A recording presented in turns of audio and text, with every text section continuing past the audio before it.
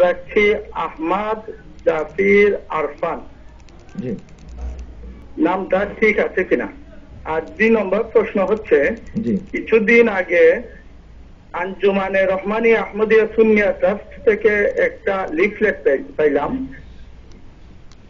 এটাতে লেখা আছে যে 12ই রবিউল আউয়াল যে হযরত মুহাম্মদ সাল্লাল্লাহু আলাইহি সাল্লামের ওফাত হয়েছিল, সেইটা 4টা রিওয়ায়াত আছে। জি, এর মধ্যে একটা রিওয়ায়াত হচ্ছে উমর ইবনে আল ওয়াকিদি থেকে বর্ণিত 12ই রবিউল আউয়াল হযরত মুহাম্মদ সাল্লাল্লাহু আলাইহি সাল্লামের ওফাত হয়েছে। অথচ উমর ইবনে আল ওয়াকিদ সম্পর্কে ইমাম বুখারী, ইমাম আবু হাতেম, ইমাম আহমদ ইবনে হাম্বল সহ অনেক গুরুত্বপূর্ণ ইমামগণ বলেছেন উনি মিথ্যাবাদী।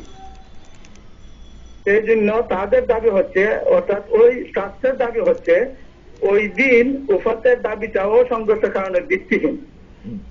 তাহলে আমরা যে পাইলাম বিভিন্ন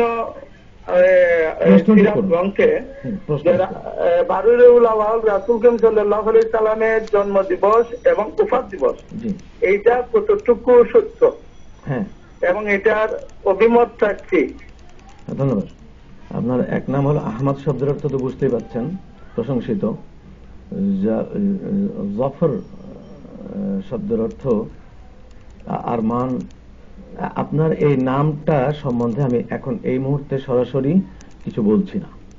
ওফাতুন নবী সাল্লাল্লাহু আলাইহি ওয়াসাল্লাম সম্বন্ধে যেটা সে বলেছেন, আপনি হুজুরের ওফাত নিয়ে, অর্থাৎ হুজুরের ইন্তেকাল নিয়ে একটু মতানৈক্য আছে, এটা মানতে হয়। তবে হুজুরের আগমন নিয়ে এটা জমহুর উলামাদের মত, 12ই রবিউল আউয়াল, এই মতানৈক্য গ্রহণযোগ্য নয়।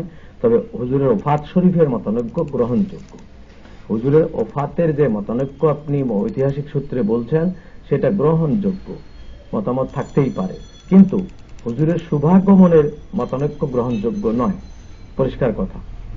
যে আমরা আরেকটা বিষয়ে চলে যেতে চাচ্ছিলাম, যে হুজুর সাল্লাল্লাহু আলাইহি ওয়াসাল্লামের যে কথাটা দিয়ে আমরা শুরু করেছিলাম, যে হুজুরের আগমন